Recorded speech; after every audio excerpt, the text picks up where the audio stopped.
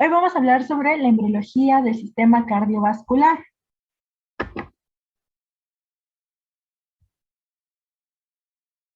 Nosotros somos el equipo número 2 y vamos a estar conformados por Bautista Ramírez, Evelyn Montserrat, Cruz López, Aline Vanessa, su servidora Duarte Hernández Alondra Lice, Ríos Gutiérrez, Gerson Vladimir, Rodríguez Velázquez, Nashley Saudí. Y pues antes de empezar con lo que es propiamente dicho la embriología del sistema cardiovascular, nos gustaría comenzar con un poquito de generalidades.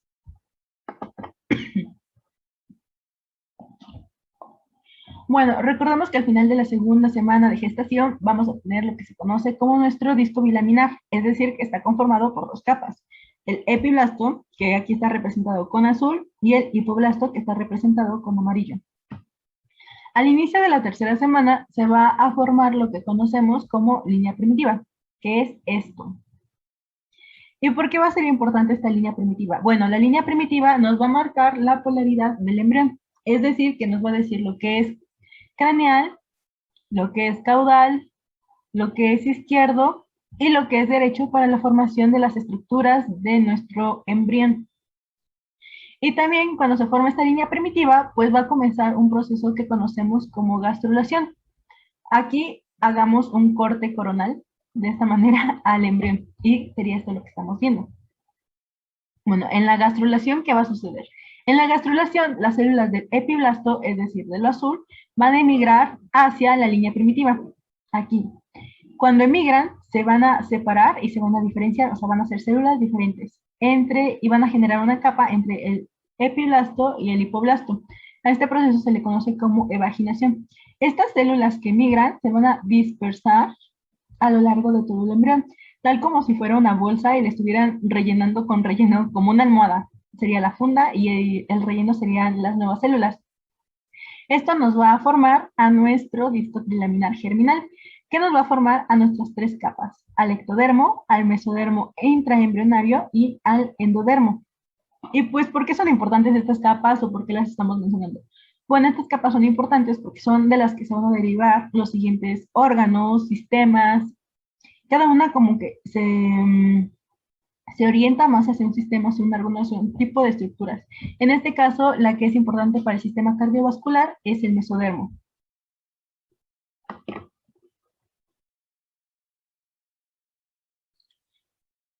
Ok, entonces nos quedamos en nuestro disco trilaminar.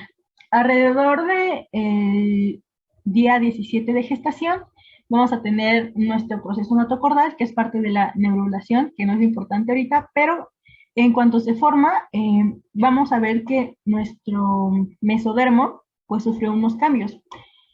El mesodermo se va a dividir en este entonces en tres porciones. Estas células que proliferaron al lado del proceso natocordal se va a llamar mesodermo paraxial. Este que está en medio va a ser el mesodermo intermedio y el mesodermo que está más a los laterales, a los lados, va a ser el mesodermo lateral. Y cada mesodermo pues va a formar una estructura diferente. Por ejemplo, el mesodermo paraxial pues nos va a formar al esqueleto axial y a los músculos esqueléticos. El mesodermo intermedio va a ser el encargado de formar al sistema urogenital y el mesodermo lateral pues a su vez se va a dividir en dos. Aquí tenemos otra vez, este es el mesodermo lateral. Estos dos que se dividen es lo mismo que aquí. Se va a dividir en dos. Entonces vamos a tener al mesodermo de la capa somática o parietal, que va a ser este, que va a estar adyacente al ectodermo. Lo va como a rodear. Y también vamos a tener al mesodermo esplácnico o visceral, que va a ser este, que va a estar adyacente al endodermo. Y pues este mesodermo lateral va a ser el encargado de formar a nuestro sistema cardiovascular. El mesodermo somático o parietal nos va a formar al pericardio parietal. El mesodermo esplácnico al pericardio visceral, al músculo cardíaco o al corazón y a los vasos sanguíneos. Bueno, Alondra nos ha hecho una excelente introducción con las generalidades de embriología del sistema cardiovascular. Ahora ahondaremos un poco más en ello. Mi nombre es Vladimir Ríos, y les presentaré los procesos iniciales en la morfogénesis cardíaca. Cabe recordar que en el ser humano la morfogénesis cardíaca ocurre entre la tercera y sexta semana del desarrollo intrauterino. Da inicio cuando el embrión ya no es capaz de satisfacer sus necesidades nutricionales solo por difusión. Realmente el sistema cardiovascular es el primer sistema en lograr esa maduración funcional durante el desarrollo embrionario y en cierta manera continuará esta maduración hasta después del nacimiento. Surge inicialmente en la lámina esplácnica del mesodermo lateral, recibiendo una importante contribución de células de las crestas neurales y una significante inducción del endodermo en etapas iniciales. Muy bien, comenzaremos con las etapas precardiogénicas del desarrollo del corazón embrionario. Esta etapa inicia entre los 15 y 18 días después de la fecundación. En esta etapa se forman las áreas cardíacas que después constituirán la herradura cardiogénica. Aquí se iniciará la regulación molecular para la diferenciación de los miocardiocitos. En este periodo, el disco embrionario toma una forma piriforme y ya se encuentra constituido por el ectodermo, el mesodermo y el endodermo, los futuros órganos representados por grupos celulares con una ubicación específica en estas tres capas, pero, sin embargo, histológicamente similares. El endodermo a nivel cefálico inicia un proceso de señalización para que las células precardíacas comiencen su diferenciación a células cardíacas, mediante proteína morfogénica ósea 2, también llamada BPM2, y factor de crecimiento de fibroblastos 4, FGF4, generando proteínas que a su vez inician la diferenciación a miocardiocitos. En la gastrulación tardía se forma la herradura cardiogénica. En esta lámina B podemos notar la herradura cardiogénica como esa mancha rojiza por encima del todo, la cual quedará ubicada cefálica la membrana bucofaríngea y los pliegues neurales, y caudal a una estrecha banda de mesodermo denominada tabique transverso. El desarrollo del corazón embrionario comienza su formación en la cuarta semana, en la que se fusionan los primordios mioendocárdicos y se forma el tubo cardíaco primitivo. En este tubo se flexiona para situar a las cavidades primitivas en su posición definitiva. Finalmente, dentro de estas cavidades se desarrollan primordios de los tabiques que separarán las cavidades cardíacas primitivas. Estos esquemas de embriones en etapa de disco embrionario trilaminar en una vista dorsal. La lámina A es un embrión de entre 15 y 18 días que muestra las áreas cardíacas en el mesodermo a ambos lados del nodo primitivo. La lámina B, un embrión de entre 17 y 19 días que ilustra la ubicación de las células presuntivas cardíacas constituyendo la herradura cardiogénica.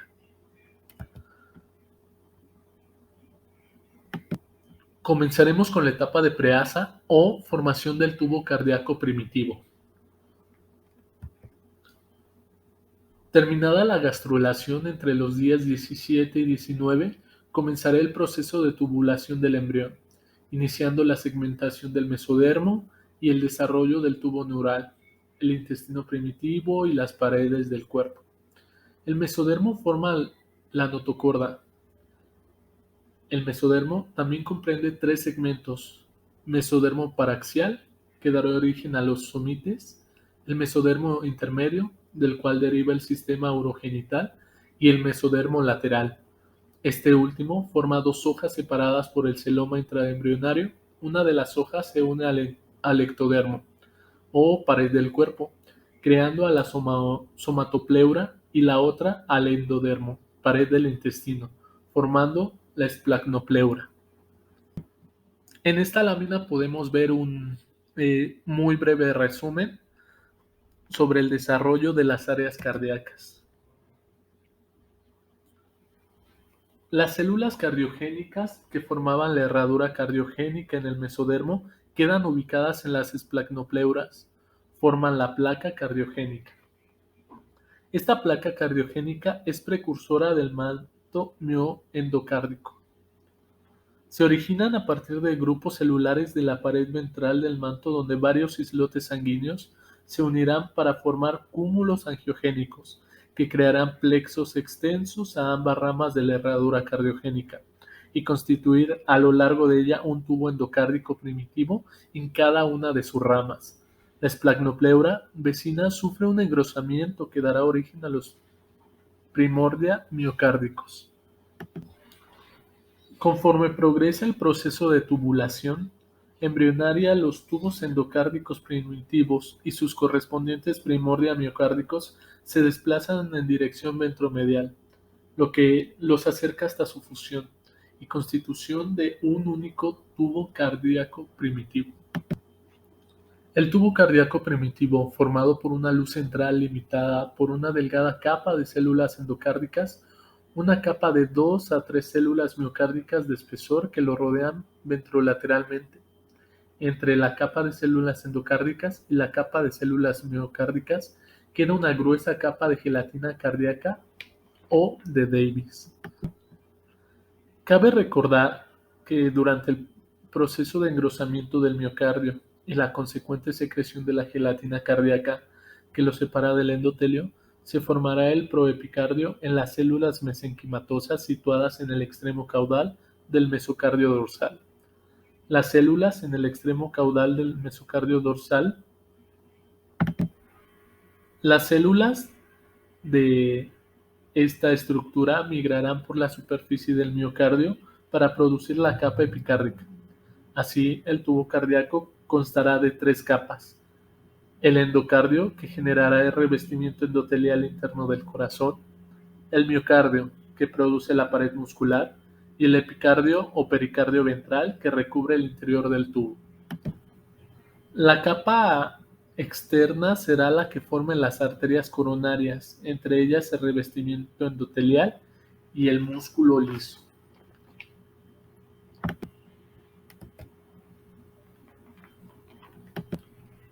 El tubo cardíaco primitivo queda incluido en la cavidad pericárdica primitiva y permanece unido al intestino anterior durante poco tiempo por una banda del mesodermo, llamada mesocardio dorsal, que terminará por desaparecer.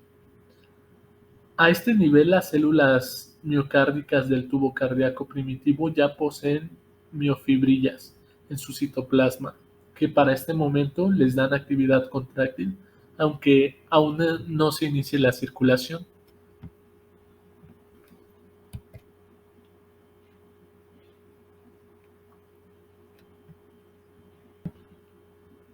Al tubo cardíaco primitivo en esta etapa del desarrollo le llamaremos corazón en tubo recto o etapa de preasa. Caudalmente, el tubo cardíaco primitivo está unido a las venas vitelinas, a las venas umbilicales y a las venas cardinales comunes, y cranealmente se continúa con el primer par de arcos aórticos. En esta lámina podemos observar claramente ese proceso de preasa en el que se forma el corazón en tubo recto. Casi simultáneamente el tubo cardíaco comienza a flexionarse hacia la derecha y adelante, formando el asa bulboventricular, adoptando una forma de S. A esta etapa se le llamará etapa de asa.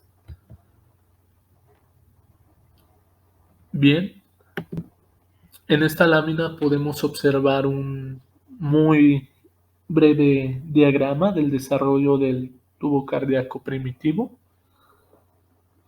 cómo se forma a través de la fusión de los primordios miocárdicos y el tubo endocárdico, el cual se origina de la placa cardiogénica,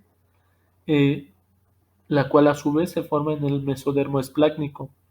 Vemos que está constituido por células endocárdicas, gelatina cardíaca, células miocárdicas, y se flexiona a la derecha y adelante. Forma el asa bulboventricular y se desarrollan los ventrículos.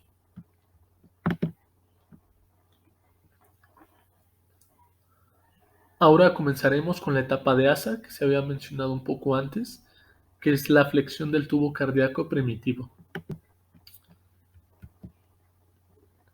La cara ventral del tubo se abulta hacia afuera y rota hacia la derecha y adelante, confiriendo al corazón la forma de una C. La torsión del corazón aumenta, progresivamente acentuando la forma de C y comenzando a romperse el mesocardio dorsal, liberando gran parte del tubo cardíaco, sufriendo una torsión sobre su propio eje. Las células endocárdicas se alinean perpendicularmente a la luz del corazón y se crean cambios importantes en la composición y ultraestructura de la gelatina cardíaca. El bulbo cardíaco está constituido por dos porciones: el cono o porción distal, que se continúa con los dos primeros pares aórticos y que dará origen a los infundíbulos ventriculares, y la porción proximal conectada con la porción descendente del asa y dará lugar a la porción trabeculada del ventrículo derecho. Por su parte, el ventrículo primitivo dará origen a la trabécula del ventrículo izquierdo y a la porción de entrada en ambos ventrículos, el cual externamente muestra los arcos atrioventriculares izquierdos y derechos. Caudal al segmento atrial se forma el receso venoso, el cual desemboca en pares las venas onfalomesentéricas, las venas utelinas, que a su vez reciben a las venas cardinales anteriores y posteriores. Aquí podemos apreciar esquemas del corazón en etapa de asa bulboventricular entre el día 21 y 23. La lámina A es una vista ventral que muestra al tubo cardíaco flexionado hacia la derecha y adelante, la flexión que se les mencionaba un poco antes, situándose el bulbo cardíaco proximal a la derecha del ventrículo primitivo. En la lámina B es una vista lateral izquierda que permite ver los dos primeros arcos aórticos que conectan el cono con la aorta dorsal y la llegada de las venas cardinales, vitelinas y umbilicales del seno venoso. Podemos ver cómo esa torsión le va confiriendo poco a poco la forma que conocemos del corazón, pudiéndose distinguir claramente el bulbo cardíaco, distal, también llamado cono, el bulbo cardíaco proximal, el ventrículo primitivo. Vemos la unión del segmento atrial, las venas vitelinas en la parte inferior, las venas umbilicales, el seno venoso. En la siguiente lámina podremos ver un resumen de estos segmentos cardíacos definitivos y su origen embrionario. En la parte izquierda encontramos las estructuras anatómicas y en la parte derecha las estructuras embrionarias que participan. Podemos ver los atrios definitivos, tanto el derecho como el izquierdo, los cuales son formados por el atrio primitivo derecho más el seno venoso, el atrio primitivo izquierdo más la vena pulmonar primitiva. También podemos ver las válvulas atrioventriculares tricúspide y mitral, que son formadas por el canal atrioventricular más el ventrículo primitivo. Encontramos el ventrículo derecho definitivo, su porción de entrada, porción trabecular y la porción de salida. Estas formadas por el ventrículo primitivo, el bulbo cardíaco, porción proximal, el cono, porción distal del bulbo cardíaco, más el tronco arterioso, respectivamente. El ventrículo izquierdo definitivo también se encuentra en estas estructuras anatómicas. Está la porción de entrada, porción trabecular y porción de salida. La estructura embrionaria que lo forman son el ventrículo primitivo y el cono o porción distal del tubo cardíaco más el tronco arterioso. Encontramos también las válvulas ventriculoarteriales, la aórtica y la pulmonar. Estas formadas por el tronco arterioso. Se halla también la aorta ascendente y el tronco pulmonar principal, que emergen del tronco arterioso más el saco aortopulmonar. Finalmente quisiera mencionar que las causas que determinan la flexión del asa bulboventricular y su convexidad a la derecha han sido objeto de múltiples controversias, debido a que este proceso es determinante en la posición espacial de los ventrículos y en la conexión atrioventricular, además de ser el primer signo morfológico de simetría bilateral en el embrión de los vertebrados.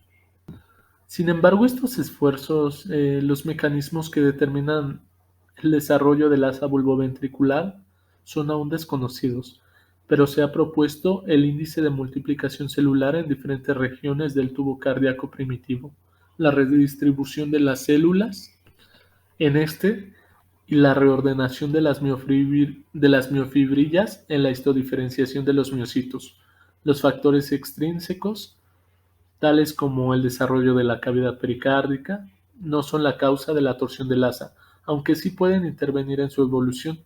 Parece ser que el control molecular que determina el sistema axial derecha-izquierda del cuerpo también regula la expresión asimétrica del gen BMP4 en el tubo cardíaco, lo que probablemente desencadene una serie de mecanismos que contribuyan a que el tubo cardíaco se doble a la derecha.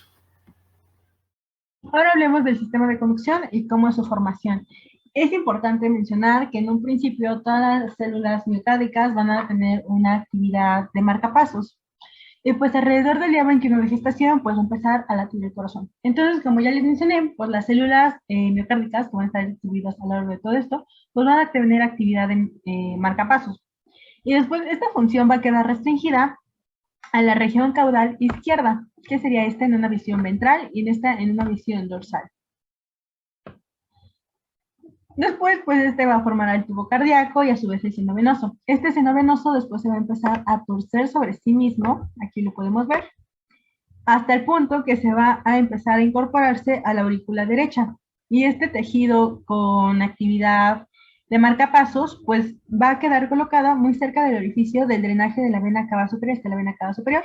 Y este cúmulo de células que aquí mencionamos, pues va a quedar restringido muy cerca del drenaje de esta vena. Y nos va a formar al nodo sinoauricular o nodo SA. Ahora, ¿qué pasa con el nodo AB? Que es este. Pues el nodo AB va a formarse por células distribuidas en torno al conducto auriculoventricular. Estas células pues se van a unir en esta región y van a formar al nodo AB. Todas las células del sistema de conducción, a excepción de las fibras nerviosas y simpáticas y parasimpáticas que forman al nodo SA, van a derivar de miocitos cardíacos. Estos son miocitos cardíacos, que se van a diferenciar en el nodo AB, en las ramas del haz de His y en las fibras de Purkinje. Ok, ahora vamos a hablar del proceso de tabicación que se lleva a cabo en el corazón. Este proceso sucede dentro del día 27 y 37 del desarrollo gestacional y ocurre exactamente cuando la longitud del embrión pasa de 5 milímetros a 37 milímetros aproximadamente. Y pues esta tabicación va a ocurrir mediante dos mecanismos. El primer mecanismo implica el crecimiento de dos masas. Estas dos masas van a crecer. Y estas masas van a recibir el nombre de almohadillas o cojinetes endocárdicos. Estas masas se van a fusionar y van a derivarnos la separación de un conducto. El mecanismo 2 es cuando solo una de estas dos masas, solo una, va a crecer al lado opuesto hasta fusionarse y pues de igual manera nos va a generar la división del conducto.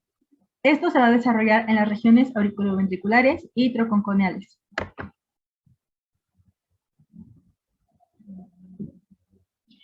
Ahora sí, entrando bien a lo que es la formación de los tabiques, empecemos con el tabique de la aurícula común. Este va a empezar a final de la cuarta semana de gestación y se va a iniciar con esta cosita de aquí. Esta va a ser una cresta en forma semilinear que va a aparecer en el techo de la aurícula común y se le va a denominar septum primum. Y pues esta es una visión ventral.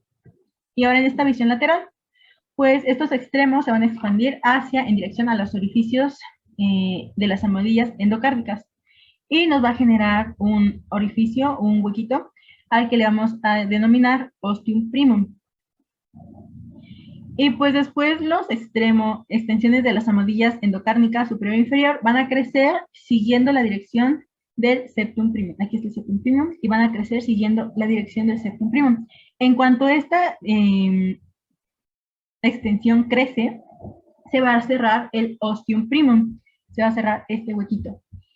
Pero antes de que se cierre al 100%, va a suceder un proceso de apoptosis o de muerte celular programada, que va a ocasionar perforaciones en la región superior del septum primum.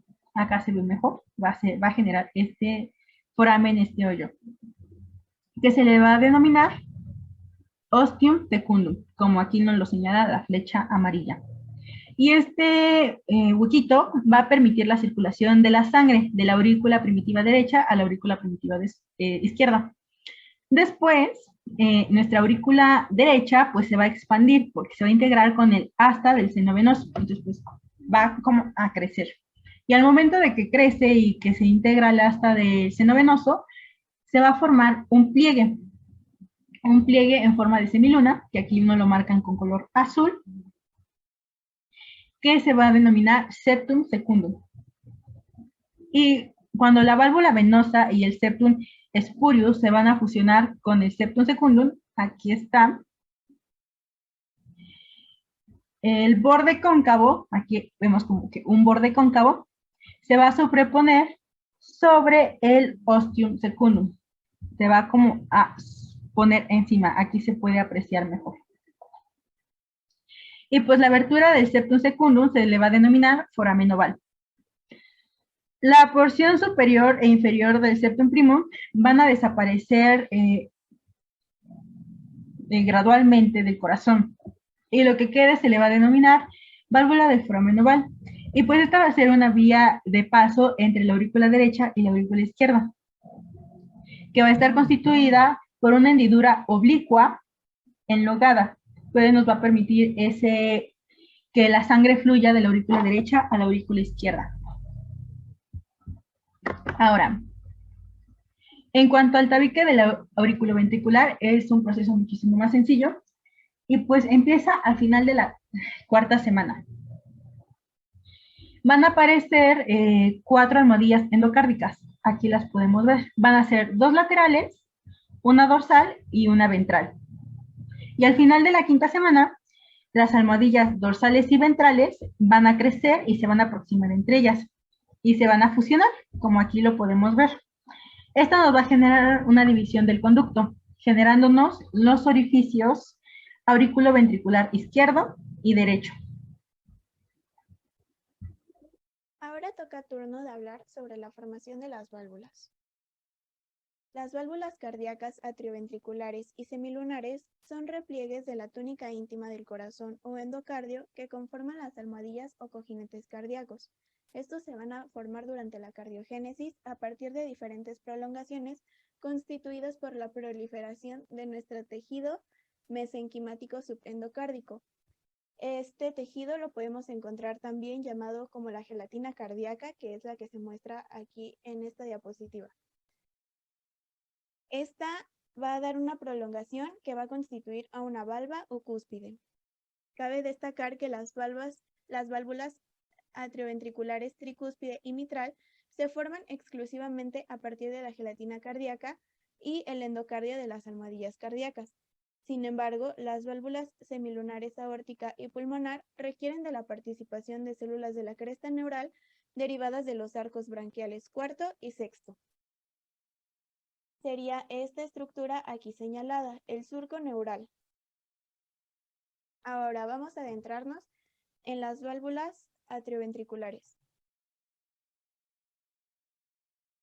Durante la tabicación y compartimentalización del corazón, en medida que se separan los atrios de los ventrículos y tras la conformación del canal atrioventricular, se forman 2 almohadillas endocárdicas, las cuales se expanden hacia la región del canal atrioventricular con el propósito de controlar de forma restrictiva el flujo unidireccional de la sangre, a manera de válvulas primitivas.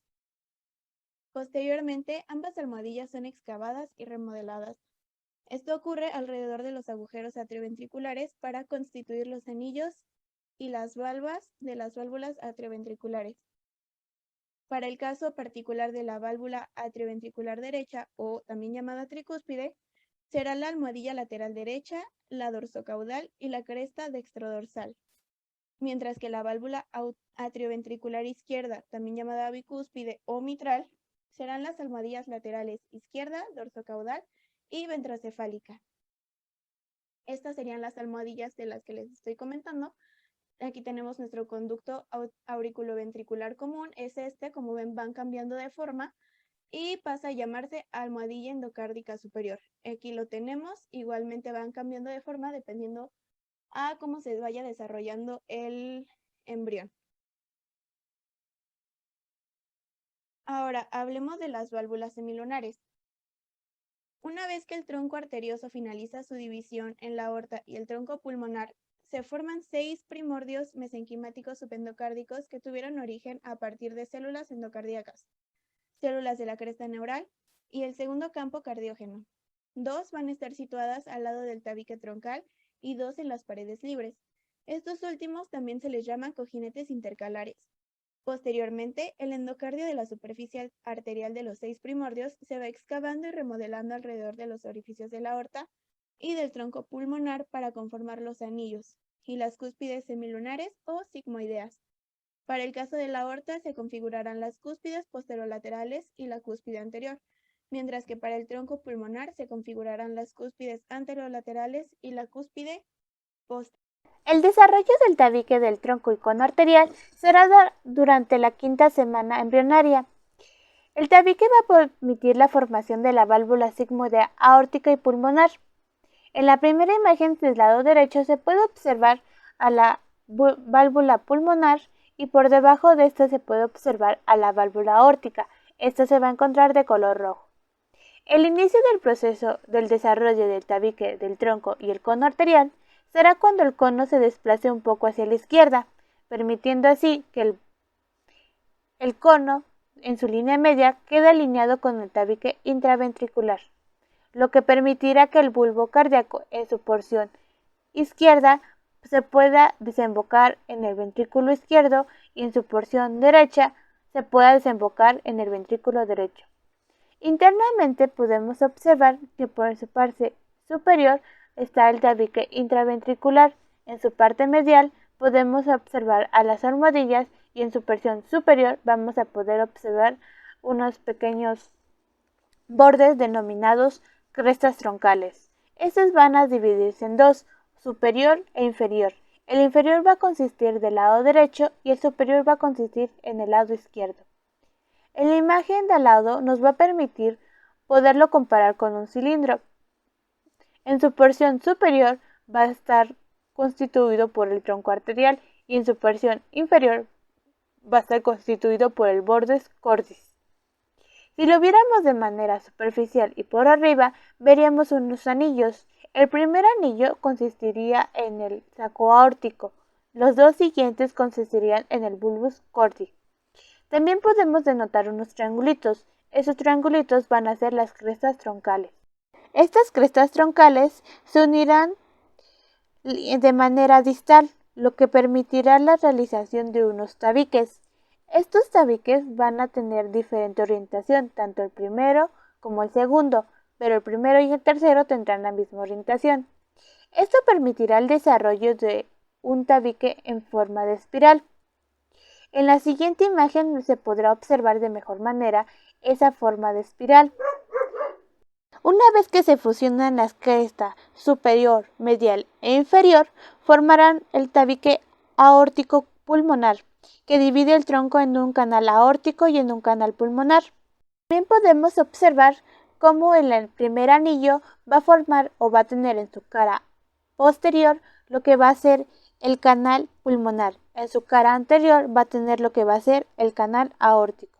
El siguiente anillo va a tener del lado derecho y lateralmente al canal aórtico, mientras que en el lado izquierdo lateralmente va a tener al canal pulmonar. El inferior anillo vamos a tener que en su cara posterior va a tener al canal aórtico y en su cara anterior va a tener al canal pulmonar. Aquí en la primera imagen se va a poder observar cómo se enrollan entre sí y de forma espiral el tabique. También vamos a tener que los rebordes troncales y otros similares se desarrollarán a lo largo de las paredes dorsal, derecha y ventral izquierda del cono arterial. Los rebordes del cono crecen unos hacia otros y distalmente para unirse con el tabique troncal. Luego de fusionarse ambos rebordes, el tabique divide al cono en una porción anterolateral que se va a encargar de la salida del ventrículo derecho y una porción posterior-medial que se encargará de la salida del ventrículo izquierdo. En la siguiente imagen vamos a observar cómo la aorta se encuentra por encima de la arteria pulmonar y las bases de esta unión vamos a denotar que tienen una unión de tipo espiral. En la última imagen vamos a poder observar cómo los rebordes o cómo las células de la cresta neural cardíaca que se originaron en los bordes de los pliegos neurales en el rombocénfalo migran a través de los arcos faringeos 3, 4 y 6 hacia la región de la salida del corazón que invaden. En este lugar van a participar en la formación de las almohadillas endocardíacas, tanto en el cono arterial como en el tronco arterial, y la migración y proliferación de estas células están reguladas por el CCS, o también conocido como campo cardiogénico secundario. Esto va a ser mediante la vía de señalización Notch, que la va a guiar durante su trayecto. En esta etapa final también tendremos que a causa de las células de la cresta neural cardíaca podrían desarrollar anomalías como la tetralogía de Fallot. El desarrollo del tabique de los ventrículos se va a dar hacia el final de la cuarta semana. Aquí se empieza a desarrollar cuando se empiezan a expandir los dos ventrículos primitivos. Esto se va a lograr al crecimiento continuo del miocardio en el exterior y a la producción continua de divertículos y trabéculas en el interior. Las paredes medias de los ventrículos en expansión se van a juntar y se fusionarán paulativamente para dar origen al tabique intraventricular muscular. Estas dos paredes no se fusionarán por completo, entonces aparecerán una hendidura apical de profundidad variable entre ambos ventrículos. Se logrará la comunicación de los ventrículos gracias al espacio que hay entre el borde libre del tabique ventricular muscular y las almohadillas endocárdicas fusionadas.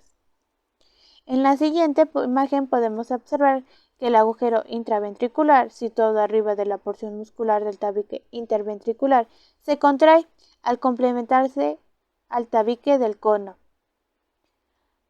Siguiente tendremos que el desarrollo y el crecimiento del tejido procedente de la almohadilla endocárdica anterior, situada a lo largo de la parte superior del tabique interventricular muscular, cierra el agujero.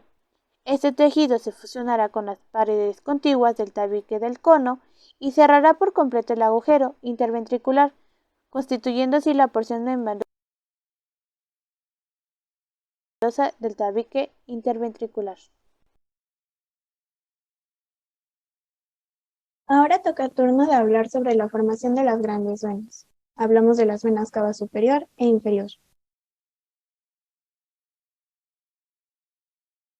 Para hablar de las venas cavas tenemos que entender primero la anastomosis que las conforma, y para esto vamos a hablar de la vena cardinal anterior, la cual drena la sangre de 3 plexos vasculares que rodean a las vesículas encefálicas. Hacia la segunda semana de gestación, con el desarrollo de las meninges, los plexos se dividen en uno superficial y uno profundo. El primero, junto con la región cefálica de la cardinal anterior, forma el sistema venoso dural. El plexo profundo se remodela y forma las venas cerebrales que desembocan en los senos de la dura madre. La región cervical de cada vena cardinal anterior recibe las venas intersegmentarias cervicales, incluyendo la del miembro superior. Finalizando la séptima semana de gestación, en la región cervical baja se genera un plexo venoso que comunica ambas venas cardinales. Esta va a ser la anastomosis intercardinal anterior. En el lado derecho, la cardinal común y la porción de la vena cardinal anterior, ubicada entre la aurícula derecha y la anastomosis intercardinal, dan origen a la vena cava superior. Ahora, desarrollando la imagen que se muestra en esta diapositiva, tenemos una vista ventral que ilustra la evolución de las principales venas en embriones de fines de la quinta semana de gestación. Podemos ver las venas cardinales que están distinguidas en el color azul, subcardinales que están iluminadas en el color verde, las supracardinales que son el color marrón, y finalmente vamos a hablar ahora sí de la vena cava superior, que como ya les había mencionado, deriva de la cardinal común derecha y la porción proximal de la vena cardinal anterior derecha.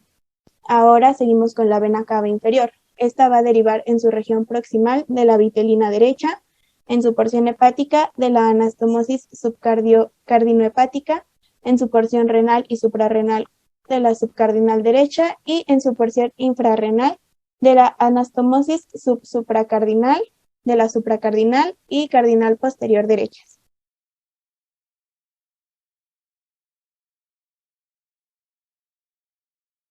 Dentro de la circulación fetal vamos a tener que la sangre rica en oxígeno retorna desde la placenta a través de la vena umbilical y al aproximarse al hígado, la mitad de la sangre pasa directamente al conducto venoso que conecta la vena umbilical con la vena cava inferior, mientras que la otra mitad de la sangre llega a los sinusoides hepáticos y se introduce en la vena cava inferior por medio de venas hepáticas. En el punto de unión del conducto venoso con la vena umbilical vamos a tener una clase de esfínter que regula el flujo de entrada de la sangre desde la placenta hacia la circulación fetal. Cuando este esfínter se contrae, aumenta la cantidad de sangre dirigida a la vena porta y los sinusoides hepáticos y disminuye la sangre que se dirige al conducto venoso. Ya después de que la sangre se introdujo en la vena cava inferior, hace un pequeño trayecto y llega a la aurícula derecha. Y como esta vena cava inferior también contiene sangre pobre en oxígeno proveniente de miembros inferiores, abdomen y pelvis, la sangre que llega a la aurícula no está tan oxigenada como la que proviene de la vena umbilical, pero aún así contiene un alto contenido de oxígeno. La mayor parte de esta sangre es dirigida a través del agujero oval hacia la aurícula izquierda, en donde se mezcla con una pequeña cantidad de sangre pobre en oxígeno que retorna de los pulmones por medio de las venas pulmonares. De aquí se va a dirigir al ventrículo izquierdo y sale del corazón a través de la aorta descendente hacia el cuello, cabeza y miembros superiores.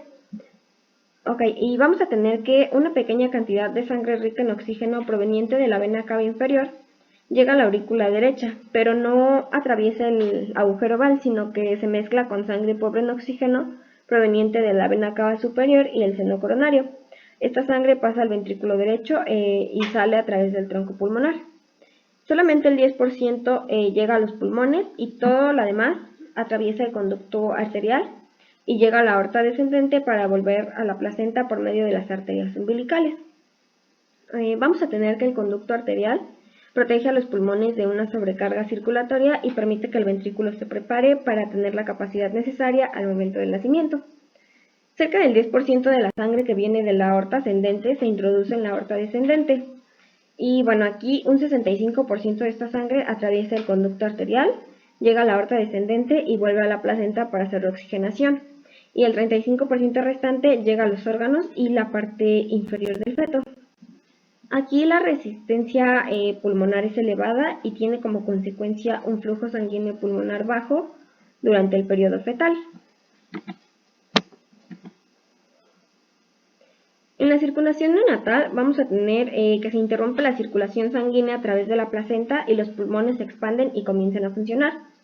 Y en este momento ya no son necesarias algunas estructuras como el agujero oval, el conducto arterial, el venoso y tampoco los vasos umbilicales y el esfínter del conducto venoso.